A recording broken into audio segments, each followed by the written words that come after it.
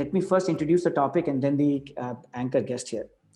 So I guess when you are building, I guess any company, frankly, not just SaaS companies, as you begin to grow your pipeline, the number of deals, the number of salespeople, at some point, just the complexity of managing the information flow and I guess some of the processes around sales become a challenge. And at least during the days when I was a sales guy, I was exposed to this function called sales ops, which at least I used to respect a lot because I thought a lot of the complexity was taken out from the sales leaders in actually managing the sales function. And it is with that intent that we wanted to discuss today as to what's the right time to set up a sales operations or a revenue operations function. What exactly does it mean? What all does it contain? How should we think about growing this function over a period of time, etc. That was the broad purpose of selecting this function. And particularly in discussions with SaaS founders in the past, I have felt that everybody understands product, everybody understands engineering, everybody understands core sales. But this animal called revenue ops or sales ops is something which is like a footnote somewhere that people don't usually get to. So I do want to introduce Siva. I got to know Siva maybe 10 months back is what I'm sort of recollecting at this point in time. Siva used to run revenue operations for Freshworks. Of course, nobody needs an introduction to Freshworks. Clearly, if there is one poster child to SaaS in India, that is Freshworks. And given its scale, clearly Siva has handled revenue ops at a function that most of us have not been exposed to. But he has traversed that journey over a 3 to 4 year period, so has seen different phases of that growth as well. And therefore, it's a pleasure to have you, Siva, here today. And thank you so much for accepting being the anchor guest. But I also want to mention that several other people on the panel are no strangers to this topic. I see Ravi from MoEngage, I see Abhinav from SparrowSense, and Bala from SecureDent. So while the initial 10 minutes, as I said, is directed towards Siva, and I'm going to monopolize the questions, at that point, I will stop, and I hope that it'll be a more participative session where anybody can ask questions and anybody can answer questions. So with that, Siva, I want to first get started. And to maybe first demystify this word called sales ops or revenue ops, I would just love for you to define what it means. And also, even for my benefit, actually, I'll say, help us understand what does sales ops, why sales ops different than revenue ops also. Sure. Hey, thanks for having me, Alok, and good to see all of you here, on this session. So essentially, I would say very in like a one-line, sales ops is, think of sales ops as like the chief of staff or the right hand to the sales leader, right? Because as Alok mentioned, as you grow as an organization, sales becomes more, and sales management specifically becomes more of science with all of the data and processes flowing in. And in order to be able to, one, plan for it and also, execute it through the year, you need someone who's constantly looking at it and looking at areas of optimization, looking at what can be done better, looking at what are the new avenues of growth. All of these things that can be taken care of is what I would put the sales ops under. But just for context, how sales ops also evolved was, actually it all started off, I think, back as business operations, or some such term that was used by HP and back in the 80s and all of that. But obviously this is something that I started researching when I was asked to set up this function for Freshworks, because before that, obviously, I had also limited context.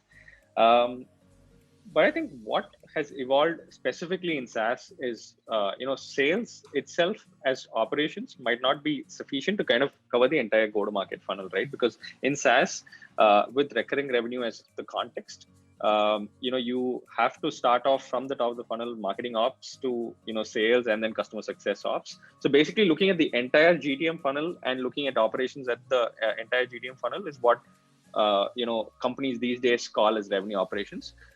It's a little more fancier than probably sales ops in a lot of the Valley companies at this point. But broadly, I think that's like the very quick introduction to how sales ops and then how revenue ops kind of evolved in the last 5-10 years, to say. Yeah.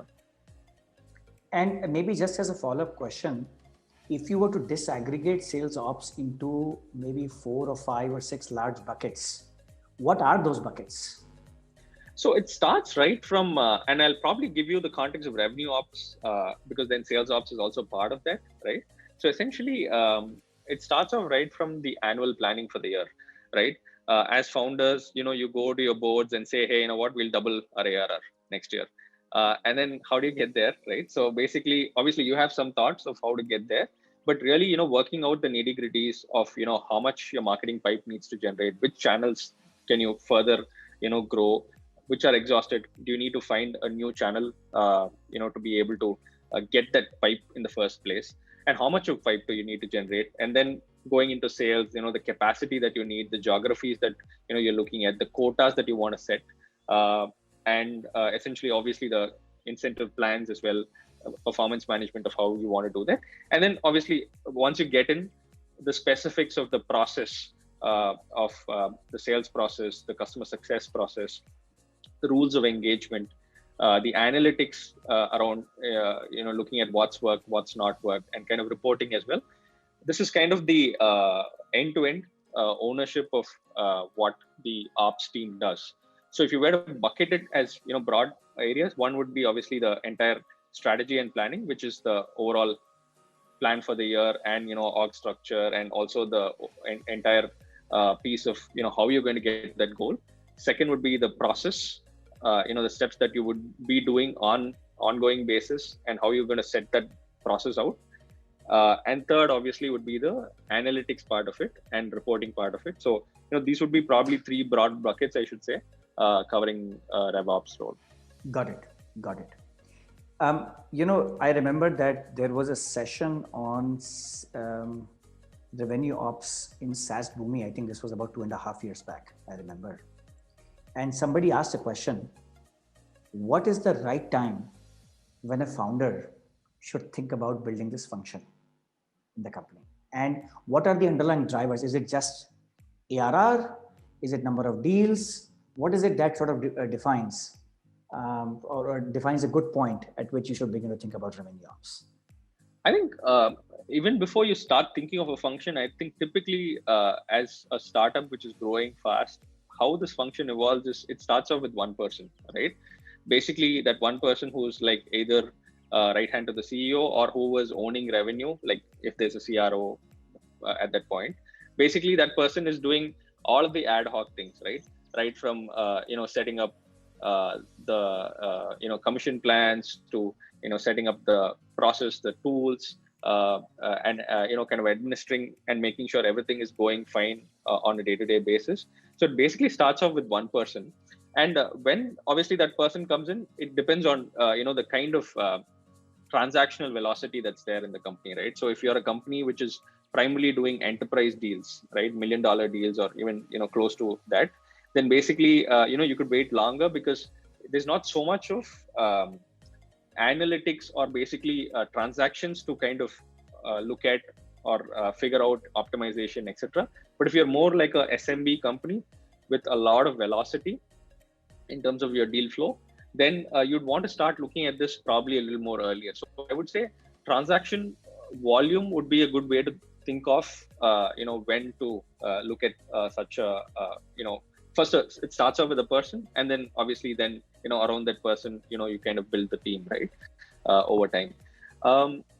Back at Freshworks, I should say that we didn't obviously call it revenue operations back then, but the first team member kind of came on board sometime around 10 million ARR, right, where dedicated to look at the go-to-market side of things and seeing right from planning to all the things that I mentioned, right.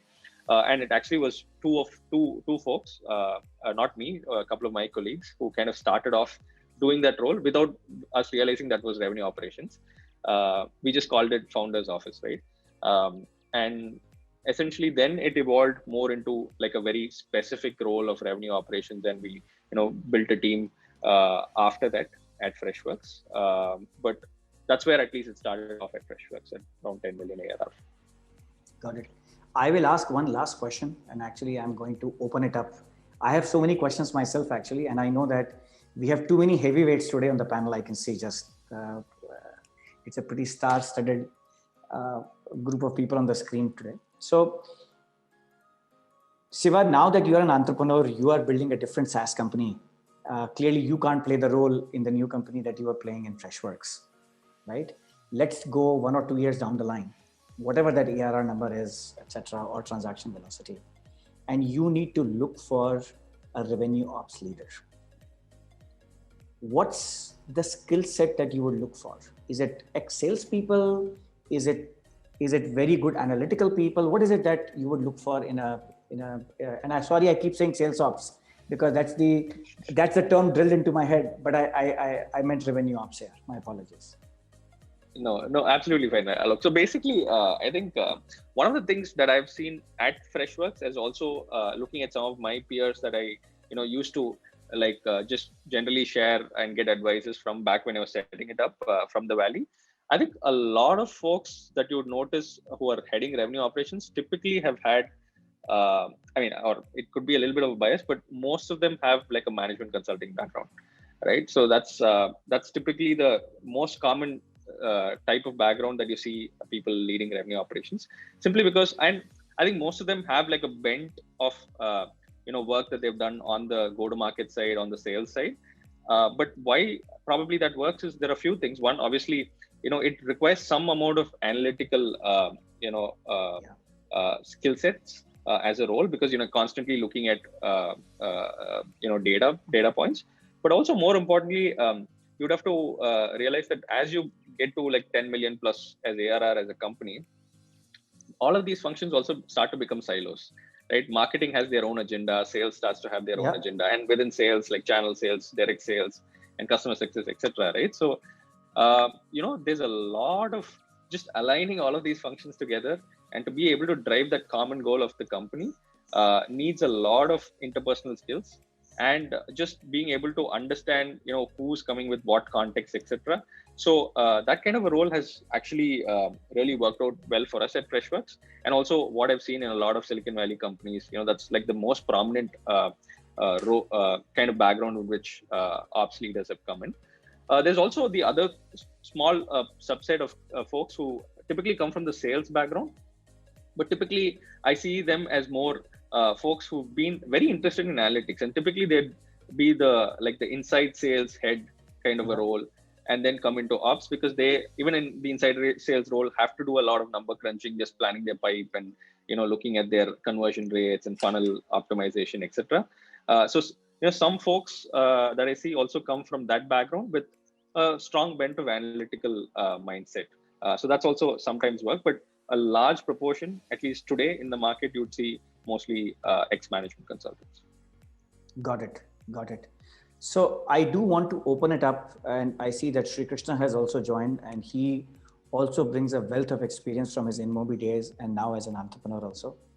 Of course, Ravi, Abhinav and Bala are there as well. So just a note for all the people who are attending the call today. I see that some of you have started posting questions, which is fantastic. If any of you just want to raise your hand, we can actually bring you in live here as well for you to ask questions as well. Whatever you feel more comfortable with, we are okay with. So feel free to raise your hands also. And as I said earlier, if some of you feel very passionate about the topic and believe that you have some expertise in this domain, actually feel free to come on the panel here as well. Of course, even with technology, we can't have 90 people in a panel, but we'll be happy to add more people live here if people would like.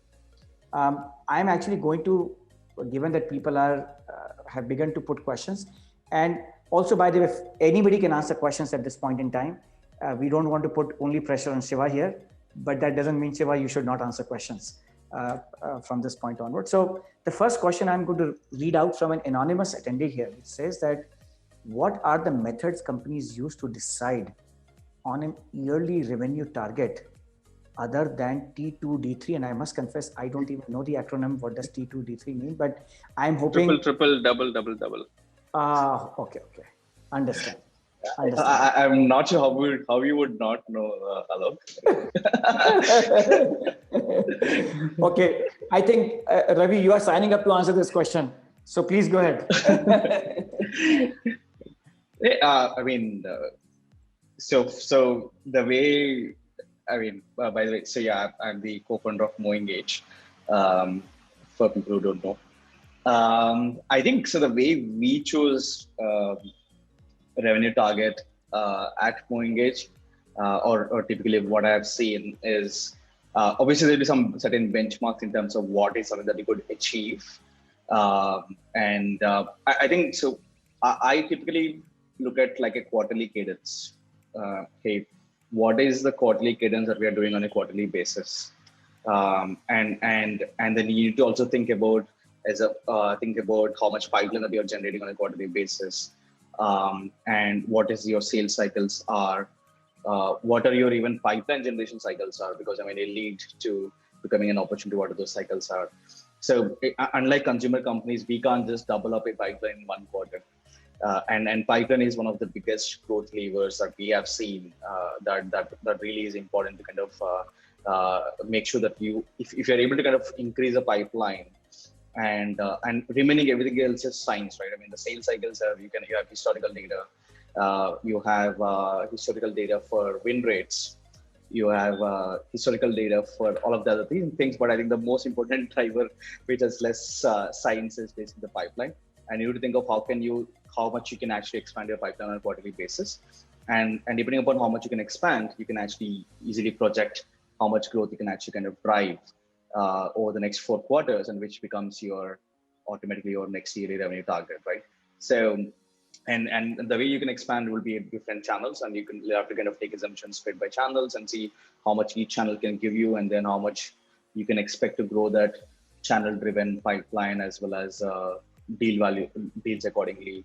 The other assumption is also ACVs, right? So ACVs, you have historical data, but how much you can actually expand the ACVs. So you take those assumptions and then you kind of project it for the next 4 quarters, and that automatically becomes your yearly revenue target. One rule of thumb is typically like, I mean, at a high level, the way I also say is like net new ARR in a year. If you're doing 1.5x of that in the next year, I think that's a good enough minimum target to kind of look at. And then obviously beyond that, you can actually kind of go to your T2, D3 targets. And again, these T2, D3 targets all would depend upon the scale of the company, and again, how much you want to really invest in CAC. I mean, whether you want to invest 1x to get 1x, or you want to invest 3x to get 1x. So there are different schools of thought, and depending upon which segment that you're focusing on, what is the velocity of the segment, and so on. So all those things have to be considered as well. So that's, I don't think everyone should just focus on reaching T2, T3, which is obviously investors like. Before I think maybe go ahead, Shiva, actually. So maybe I think Ravi kind of covered all of the aspects, right? Obviously, it starts off with the aspirational number of whatever percentage point that you want, and then you kind of backward to see how you can get there in some sense. But I think maybe just one at least learnings from Freshworks days that I would share is whatever growth rates that you want to go after in a year, start the planning exercise 6 months before, right? So because to Ravi's point, as well as a lot of things that you have to do in terms of pipeline generation increase, or for that matter even planning your sales capacity, all of that can't happen when you decide on December and then start off on January, right? So whatever growth rates you are looking at, it has to start 5-6 months before you start the year, even for you to be able to clearly look at what you can get. Actually, I just want to double up on that point, that especially for companies which are rising up the ACV curve, and therefore as deal sizes grow, your time to close also grows. And as that time horizon of closure grows, you have to go for longer planning cycles. So very often, not only do you have to plan for next year, but you actually have to plan for the year after, because the pipeline you end up with at the end of next year is going to determine the year after. There is nothing magical you can do in next December for 2022 any longer. And therefore that planning horizon cycle also sometimes shifts for many of the SaaS companies. By the way, I noticed that Sham has also joined us, or Sham also left us. And I have a question for Shiva actually on RevOps. Sure, go for it. Yeah, I mean, so I mean, at Moengage, we are always solving with separate, like we have marketing ops, we have sales ops, we have CS ops, and we have few people in CEO's office who basically also drive certain parts of what you said. So does RevOps is like a fancy way of saying we are centralizing all this in one place? In some sense, yes. I mean, absolutely. That's what eventually happens, right? Because for you to get that entire context across the revenue funnel, you'd want to centralize it. But also, you'd want to be cautious of, if you already have team members, then what skill sets they carry, etc. Typically, it's not very difficult to combine sales and customer success ops, in my opinion, because they have very similar skill sets. But typically, marketing operations generally has a little different in terms of skill sets, right? So just getting marketing and sales customer success ops together might be a different aspect to look at. I mean, just from a skill set standpoint. But the idea is, as a revenue ops, it basically then holds all of these together and, executes from the start of the funnel to, where you're looking at recurring revenue and churn management. Got it. That helps. And therefore, who does it report to in that situation? So let's assume you have a different sales leader and you have a different customer success leader, right? So, and how does the alignment happen? Because you will also have dedicated people within those teams. And do you face those challenges?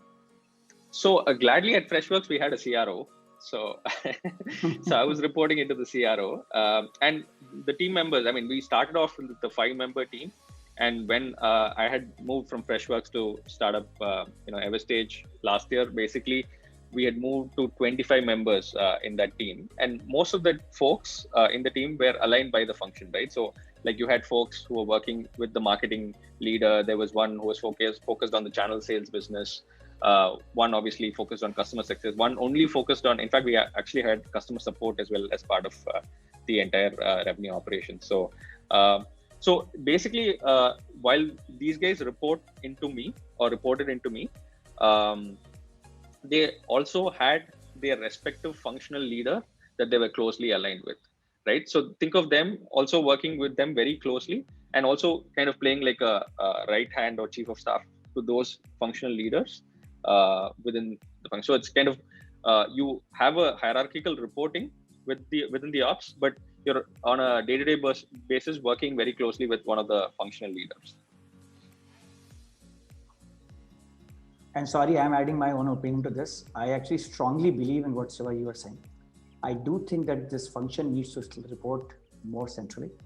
There is a part of the job that this team does, which is being the right-hand person of whoever the different levels of sales leaders are. You see, even when we say sales leader, right, they can be geography X, geography Y, whatever a product X or product Y.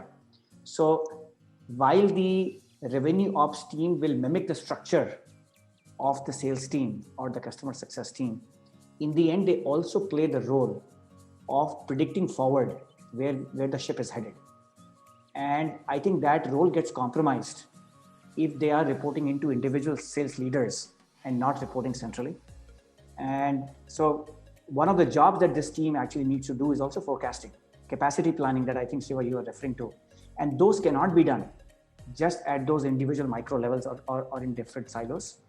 And for that reason, I think this team actually should be reporting centrally. At least that's my belief.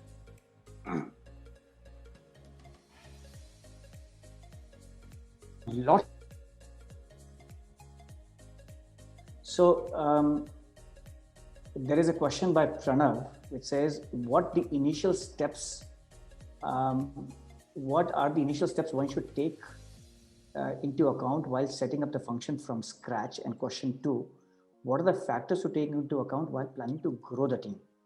It's a bit ambiguous, but if one of you want to take it, I don't know, Sri, you have been very quiet. If you want to take that, because you have built a very large business too. So.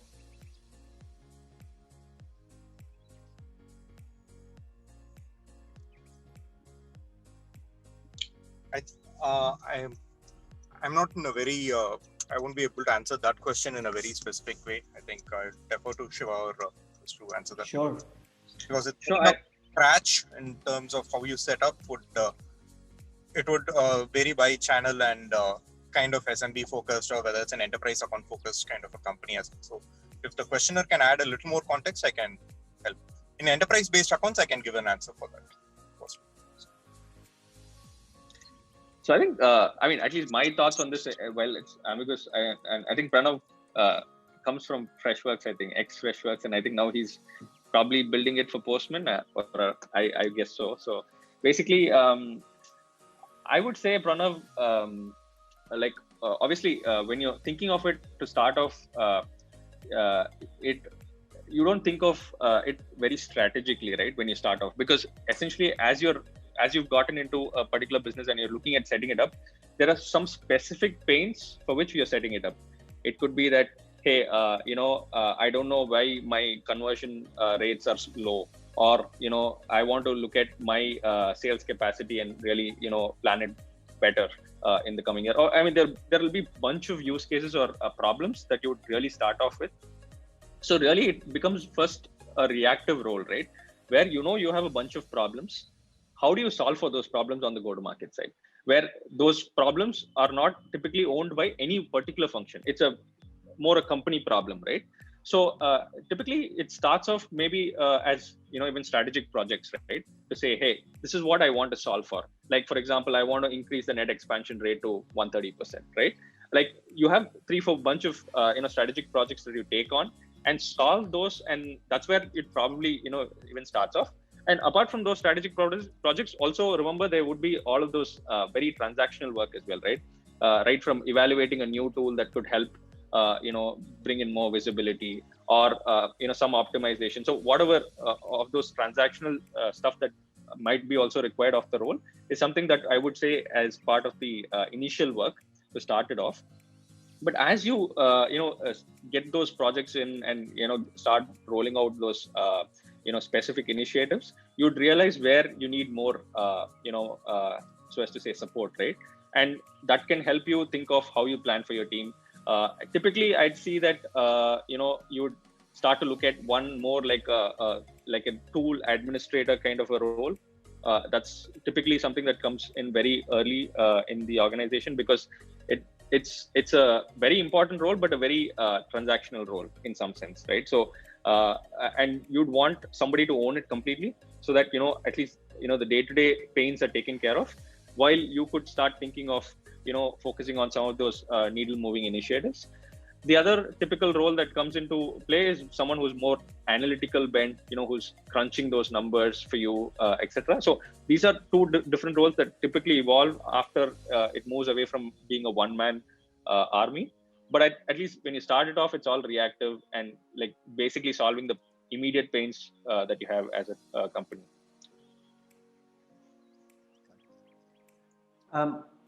Naman, I don't know if you're there. Naman, can we bring in Anand Gopal or Shravan? Okay, Shravan is there. Fantastic. Hey folks, I'm Shravan, and I'm in business ops right now at another HR tech startup. I've moved in from doing marketing to marketing ops to this one. So the question, it's just a couple of months in, and we're figuring out what business ops KPIs would be as well. It's a bit new for me because I'm not able to understand how do I put generally I always have some number to aim for, whether it's some quota or if it's some align myself to the entire marketing org.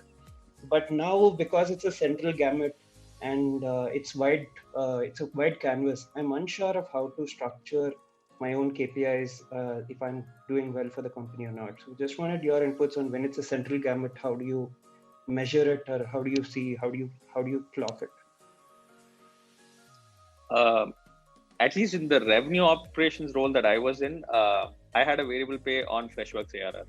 So it was the overall number that I was measured on. I mean, that was the, the variable pay itself. But if you look at KPIs, obviously it's one of those was the annual revenue number, making sure that we hit that number.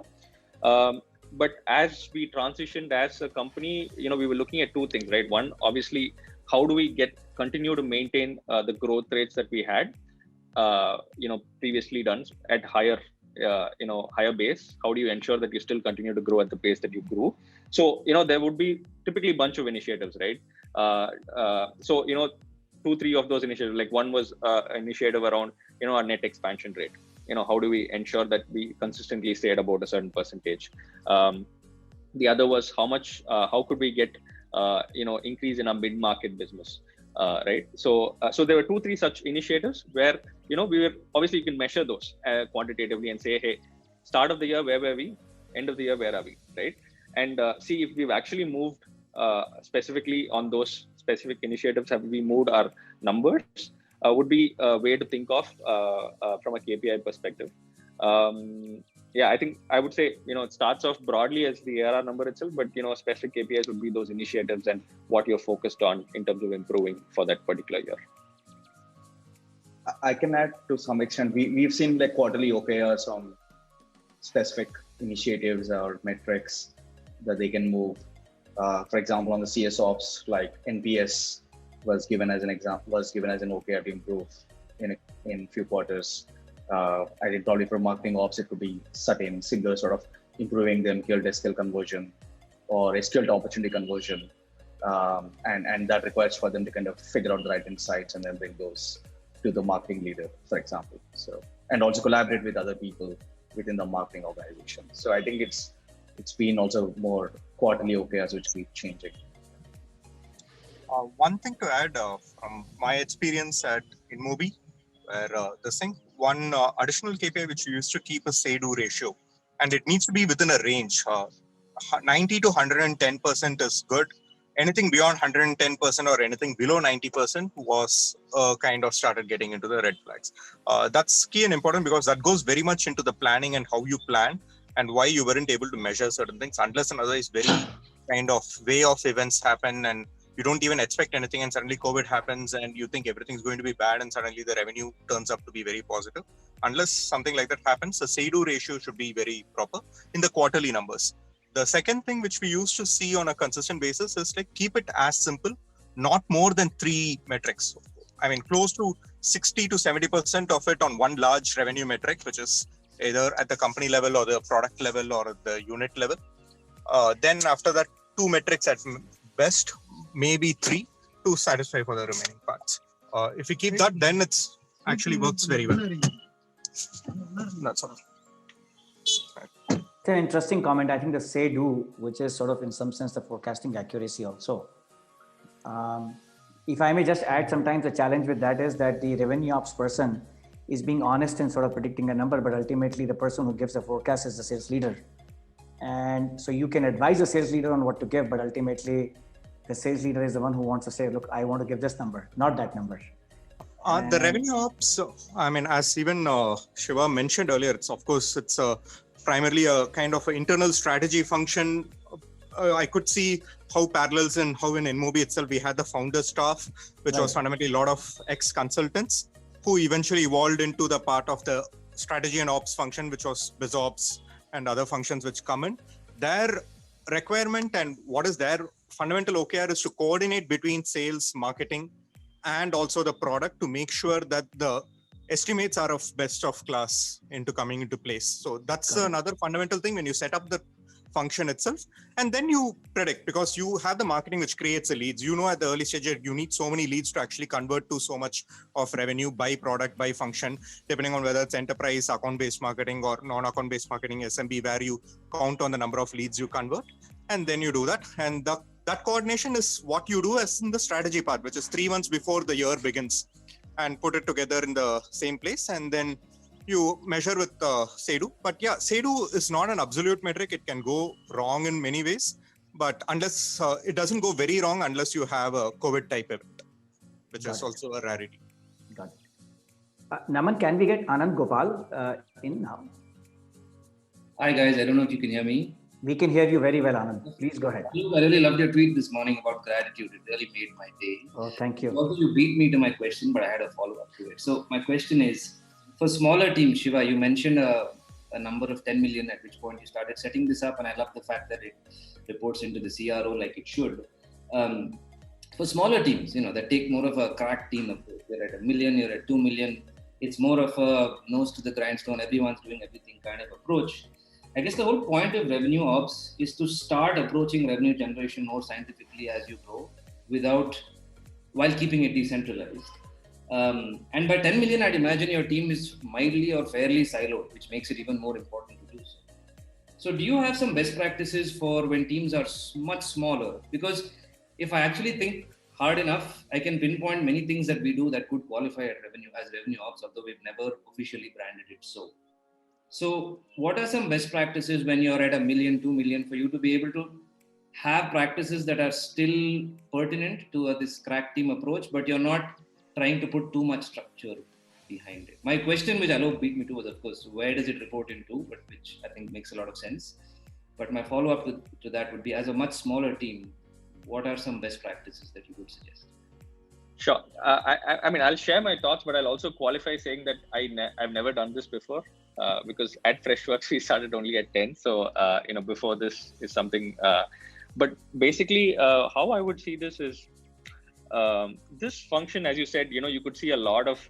You mentioned that there could be cases where you could put this across and call it RevOps. But I think fundamentally, what happens really in an early scale is, you have a bunch of things that you're thinking of in terms of initiatives, and some of those initiatives don't fall in anybody's pipeline. Like from a day-to-day job standpoint, they have you're running around as a marketing person. There's somebody who's doing something, salesperson is doing something, but who takes care of some of those initiatives that you want to test out in the first place, to be even saying whether it's going to help you grow further, or is it going to help you optimize, whatever, right? Basically, some of those initiatives that fall more like across functions and would not really be any one single person's responsibility. Can you carve those initiatives out and start to look at one person? You don't have to call them RevOps. You could just call them as part of like your founder's office, or whatever you want to call them. But basically, someone who's like the placeholder to catch all of those initiatives that you want to look at as an early stage startup. But today, just due to bandwidth, some of your functions are not able to take on their plate. So I think probably that's one way I would think of, but would love to hear maybe Ravi's thoughts, or anybody else who has some specifics in the early stage. I can add some inputs in the early stage. I mean, some of the things have been that come into this DevOps are basically have been done by the CEO's office, right? Because it's not falling into anyone's bucket. Someone needs to kind of jump in, and the CEO's office team anyways also holds all the reporting, some of the customer-wise reporting and a lot of the reporting information. So they also help with the ops side of pieces for sales and so on. But I think marketing ops has been one of the, I mean, like you exactly mentioned, I mean, specific use cases, specific problems have come into place. Like marketing ops was one of the problems that we had to fix, and then the marketing ops was hired for, and then later on, initially the sales ops, some of it is being done by the head of sales, and then also to some of the Salesforce admin, some of the work is being done, but then you start thinking about the sales ops and so on, right? So it's like problem to problem, but whenever I mean, initially we start also we had the CEO's office, which took up some of the key aspects of this piece. And Anand, if I may add, yes, and again, this is just my gut. I would actually, whether we call it formally or not, it doesn't matter, and wherever it sits, I think this function actually needs to start even earlier than 10 million. At least in my books, I would begin to think about it somewhere in the $3 to $5 million range ARR already. Of course, there is no cookie cutter answer, because the nature of sales can be very different. If you happen to have a company which has 300K ACV on a per customer basis, then of course the sales complexity may not be there to warrant this. But even in those kinds of companies, I'm seeing that by the time you reach 5 million, actually, I think it is worth having. I also find that the science of revenue ops is moving. At least in the days I used to sell, I think just the focus on data and data-based analysis was just so low that we were all basically shooting our own arrows because we were cowboys. But I think that, I mean, in the last 10, 12 years, that needle has moved actually quite significantly across stages, the shape of the funnel by customer segment that you are targeting. There are so many things that you can do today with data. And actually, a typical sales leader cannot do that himself or herself. they need a partner in crime. I mean, as Siva said, who is sort of providing the science behind selling. And sometimes you know the problem to be solved, sometimes you don't even know the problem to be solved. So unless you have data, sometimes you don't even know what is the problem to be solved. So you do need that sort of person alongside you who is adding that intelligence, science, whatever word you may want to use in that process. And I think the earlier you begin it, actually the better it is. Yeah, let me actually quickly qualify. I think looking back, obviously, maybe we should have started much earlier, but I was just giving context of when it started, but that's not my advice of when you should start. Probably you should start earlier. Sure. Yeah. Okay, I am going to pick up a question from the Q&A panel here. And I think we could have like a 2-hour session just on this topic. I'm rephrasing it and would love comment from any of you on this one. So the question is that how does motivation and incentivization help in early stage SaaS startups? But I'm actually going to generalize this, which is that, typically we all have sales comp plans. There will be some variable, there is some fixed, that variable will be dependent on, of course, your quotas. At what point do you begin to think about sales incentives? I guess in a slightly more scientific manner, where does it begin to take the shape of a tool as opposed to just one of those things which is there in the HR sheet?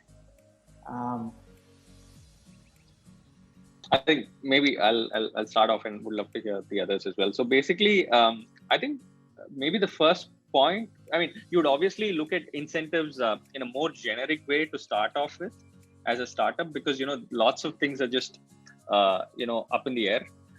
But once you have some kind of a predictable funnel, right?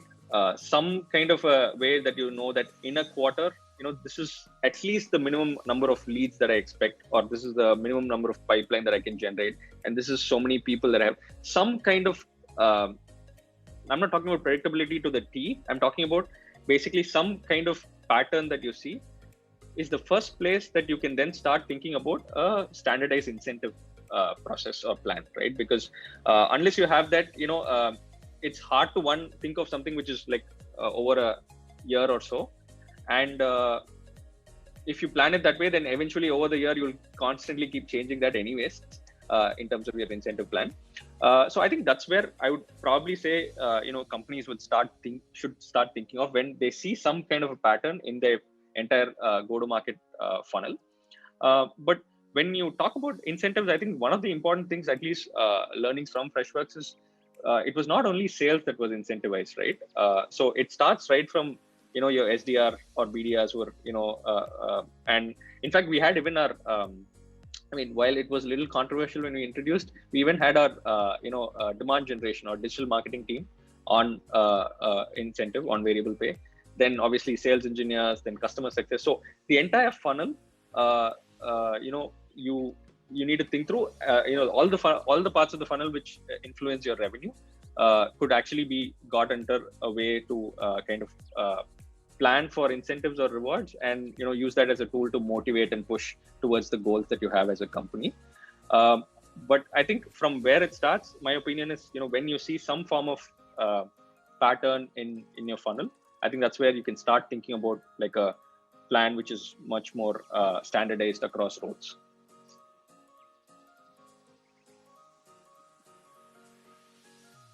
Ravi, Sri, any thoughts on this? And actually, Ravi, when did you start sales incentives sort of above and beyond just saying quota and commission?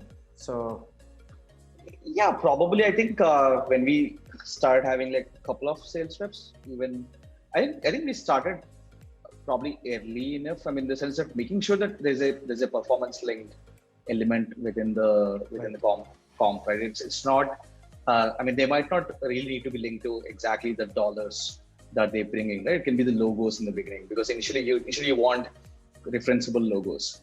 So, and you want referenceable customer stories. So it can be any sort of incentives, right? And basically you want to drive the sort of behavior that you need at that point of time. That, okay, some of these, let's say whether it is 500K or 300K, whatever the quota it is. Initially it might look high. So maybe incentivize the logos or incentivize the pipeline, right? So it could be differently depending upon the customer segment that you target and so on. I think we start very early, if I'm not wrong. Yeah, just like maybe a couple of sales reps. Yeah. One additional point is like we need to make it quarterly. Of course, now almost all companies follow it on a quarterly basis, but 6 years, 7 years back, not many companies used to do it quarterly. Better to do it quarterly, better to do it iteratively across. One other thing which we also figured out as we were growing at InMobi and also a few other things is, you start with very broad side metrics and then you make it for the market and the kind of product you are selling. And that needs to be done very fast. For example, if you're an enterprise account, what is the kind of time to go live? That is, you might have signed the contract. What is the time to go live? Similarly, if you are having metrics around collections and billings used to also be a very important thing, because you would be giving credit cycle, but what is your collection revenue? Otherwise, your collection numbers just keep going up and you won't be able to even withdraw the numbers. So those are the key things which, based on what your products you are selling and how the whole this thing also needs to come. And that needs to come very fast into this thing. That's why there is a very strong strategy ops perspective also it's here, and then you build on that. But keep it as soon as possible, iterate a lot on it, because what you do for one quarter doesn't need to mean for the next 2 quarters also as you this thing. And quarterly is the best thing to do. Sorry, I am also tempted to add my opinion. It's a very favorite topic of mine. Is that I think when you're setting up a sales function in general, there is an initial part of selling where the salespeople essentially bring a DNA similar to the founders, in the sense they are evangelist salespeople. They may not be career salespeople. And I don't mean to use this word or phrase wrongly. They are not necessarily coin operators at that point in time. Whereas there is a point at which you actually transition to more the career sales variety. And you want, at least I believe you want these people to be greedy and selfish. I hope that that's what your sales teams are. And behaviorally, I think that kind of sort of, what should I say, DNA responds very well to incentives. But it's also important to keep in mind that no matter which incentive you design, it also has certain unintended consequences. And it is typically with practice, with some trial and error, with some mistakes, that you will figure out what is working and what is not working. When are you sort of overdoing incentives and when are you underdoing incentives?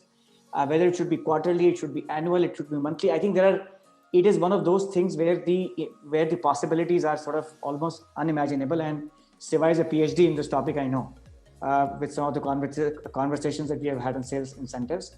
But I also think that it is often a very underused and underutilized science in sales.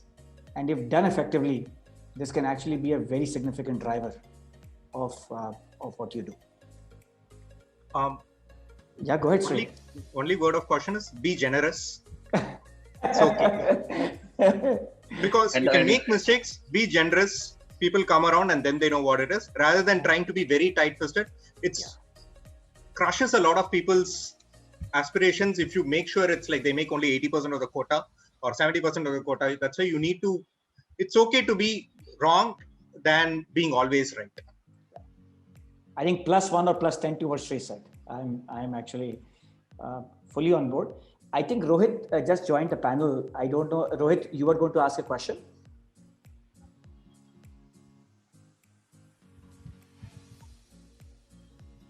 Hey, sorry guys, this is Rohit Kapoor here. I think I pressed by mistake, sorry. No worries. That's absolutely fine. I'm going to ask one question, which is on the Q&A panel here, which is that how can you use the revenue ops function to ramp up the quota carrying sales rep faster, which is, I guess, the entire onboarding. I guess what we say that the time to money cycle for salespeople. First of all, is it a quote unquote revenue ops responsibility? And regardless of that, who should take care of it? When should you start thinking about that function? I'm sure there are many passionate people about this topic, so would love for one of you to take that. So essentially, I think this falls under sales enablement category. And if RevOps owns sales enablement, then it's part of theirs, or if it's a separate function, then so be it. But I think more than whether it falls under RevOps or not, I think the first thing to understand is, obviously we all love people to be ready on day one, right? To be carrying full quota and basically being hitting the ground running. But you need to be just first cognizant of your own business, right? What are your sales cycle time? What's your should the salesperson generate their own pipe, or you're going to give some warm leads to that person? All of those things. Just be a little more categoric about what's possible in terms of optimization in the first place, because there's, I'm sure, possibilities to optimize, but how much is that optimization possibility? Because you can wishfully think that, hey, I'll bring my ramp time from say 6 months to 3 months, but is it scientifically possible in the first place?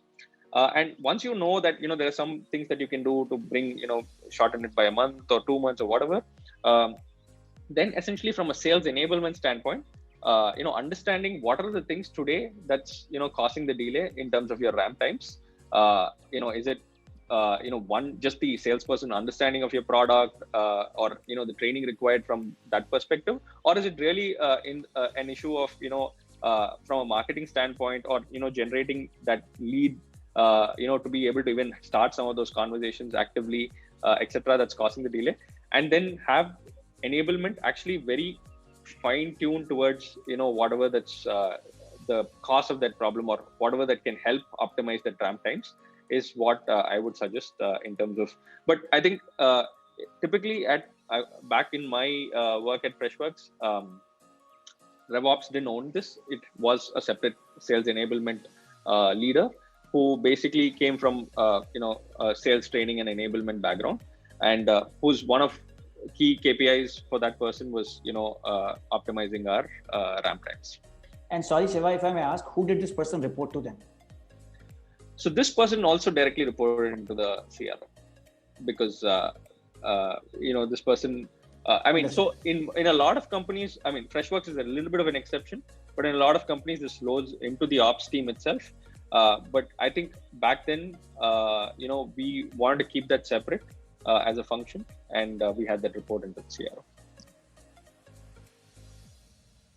There are a few startups like Rocket Lane and GuideCX which solve for this customer success implementation. It currently falls under customer success, which also falls under the CRO as well in this thing. A few other companies in early days used to put it under PSO organization, which used to be part of tech, because wherever you have the deep technical knowledge to do the integration. For example, Branch, which is a tracking and attribution software, would put this under their technology team or product team, because that's where the integration teams and everyone come into. That's also there. I'm personally a very big fan of this role reporting into revenue ops function and not directly to CRO. And the simple reason is that usually if you are a CRO or whatever VP sales, whatever title we want to give, essentially in that hierarchy, you want the different leaders, whether it's by geo, product, etc., to report, but actually have only one non-revenue generating function report into CRO, which is basically your revenue ops. And you actually want to take complexity of all these functions away from that leader. And that's the reason you actually want a very strong leader for revenue ops. And whether it's, in fact, I even separate between onboarding and sales enablement, because one is sort of before you become revenue generating, and one is what happens during sales cycles itself. But I think all those functions ideally should be reporting into a very strong revenue ops leader. And that person should be able to handle that complexity and take it away from the rest of the sales function. I know we have only 3 minutes left. I'm going to ask one question here from here, which is on the screen. Could you please touch upon the role of RevOps in improving the efficacy of pipeline cadences and forecasting?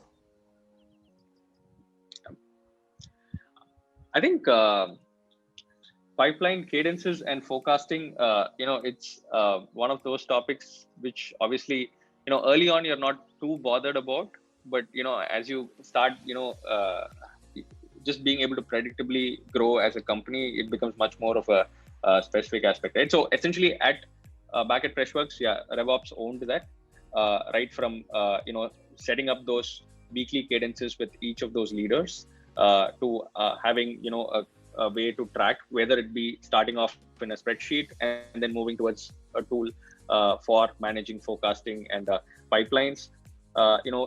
Typically starts off with each of your team members. As you grow as a RevOps org, each of those team members who are working with those functional leaders also sit in those pipeline meetings, right?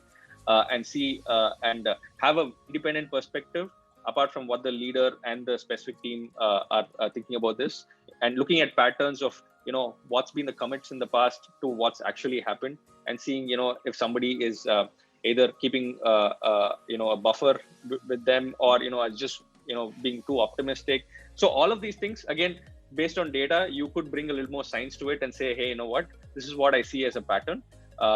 And it's obviously something that you need to be plugged in on a weekly basis to be able to even generate insights, because obviously there is data points around it, but just having those conversations with each of these folks in those pipeline meetings, you get more insights that can also add flavor to that data point that you have. Ravi, Shri, any thoughts on this before we close? I know we have just literally a minute left now. So.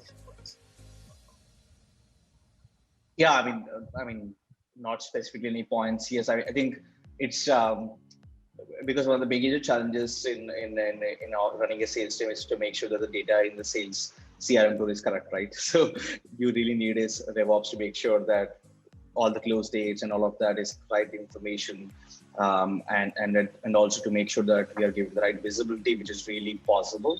I think that's a big part of the role, so that we are able to forecast the right visibility for this quarter and the next quarter and so on, right? So so I think that's a very important piece. I think CRM entry itself is a big problem. Yeah, and yes, if I may add, I think Shri referred to it earlier. I think running these pipeline cadences is a tricky act. On one hand, you want people to be honest about the problems they have and sort of narrate what's the real situation. You also want it to be bullshit free.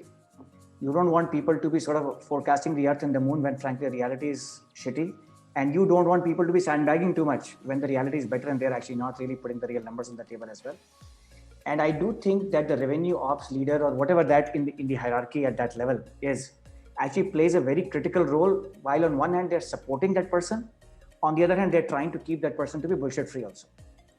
And therefore, just the dynamics and cadence, I mean, I think is a pretty interesting dynamics as you observe this. And I do think that RevOps plays sort of the I'm trying to look for the right word, but they are the keeper of honesty, if I may, in these. That's the right thing, because it's a very powerful function. The person who's leading it should also be powerful enough to be able to talk back to the CEO. Right. And also talk up to whoever is the other person, because it's very easy to say I'll grow 60%, but when the demand or the pipeline, or you grow numbers from down up, like what is the TAM, what is the segment you're focusing on, what is the team, and if you're not able to get that honesty out, it's very, very difficult, and things can go very bad down. Like you commit something to the board and you're not able to manage it. It's a lot of red flags coming out from there. No, and which is why you need to bring eventually leader in RevOps who are equal partners to the sales leaders. If they are not seen as peers, if they are not thinking at the same level, then in my opinion, they're not even the right people for that role. Therefore, and so very good point, Sri. Thank you. With that, I do have to close because we promised that we'll close on time every single time. So I want to thank everyone, including Shiva, who were there on the panel, but also those who attended. And I know we couldn't answer every question because there was still plenty more questions on the Q&A panel, but I hope this was useful for people. So thank you again, and until we meet again in 2021.